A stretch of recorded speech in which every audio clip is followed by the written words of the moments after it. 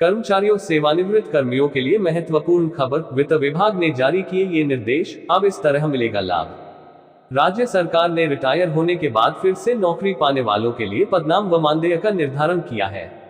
आदेश के अनुसार चतुर्थ श्रेणी कर्मचारी को रिटायर होने के बाद यदि सरकारी नौकरी में लिया जाएगा तो उसका पदनाम मल्टीटास्क वर्कर होगा। उस कर्मचारी को अंतिम मूल वेतन का 40% मिलेगा। ऐसी नियुक्तियां 1 साल की अवधि के लिए होंगी। हिमाचल प्रदेश के सेवानिवृत्त कर्मियों के लिए महत्वपूर्ण खबर है। सेवानिवृत्त कर्मियों को पुनर्नियुक्ति पर अंतिम प्राप्त मूल वेतन का 50% देय होगा। वित्त विभाग के निर्देशों के तहत पुनः रोजगार पाने वालों को डीए नहीं दिया जाएगा। सुखविंदर सुक्खू सरकार ने सेवानिवृत्त अधिकारियों और कर्मचारियों की सेवाएं लेने के मामले में नए नियम और शर्तें तय की हैं। प्रधान सचिव वित्त देवेश कुमार ने पुनर्नियुक्ति के लिए नियमों और शर्तों को लेकर आदेश जारी कर दिए हैं। पुनर्नियुक्ति पर अंतिम प्राप्त मूल वेतन का 50% ही देय। हिमाचल वित्त विभाग के आदेश के तहत सभी सरकारी विभागों में पुनः रोजगार पाने वाले कर्मचारियों को अंतिम बेसिक का 40% मासिक तो इंजीनियर, डॉक्टर, प्रशासनिक सेवा व सचिवालय के मिनिस्ट्रियल स्टाफ यानी निजी सचिव को बेसिक का 50% मासिक पर ही रखे जा सकेंगे। इससे अधिक वेतनमान अब विभाग नहीं दे सकेंगे। वित्त विभाग से मंजूरी के बाद ही रखे जा सकेंगे। सेवानिवृत्त कर्मचारियों को उन विशिष्ट पदों पर फिर से नियुक्त किया जा सकता है जहां नियमित रिक्तियां उपलब्ध नहीं है।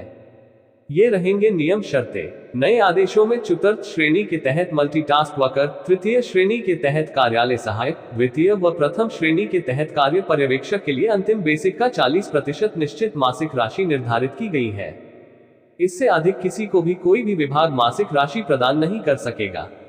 इन पदों के लिए पारिश्रमिक श्रेणी 1 से श्रेणी 3 तक सेवानिवृत्त कर्मचारियों के लिए अंतिम प्राप्त मूल वेतन का 50% देय होगा।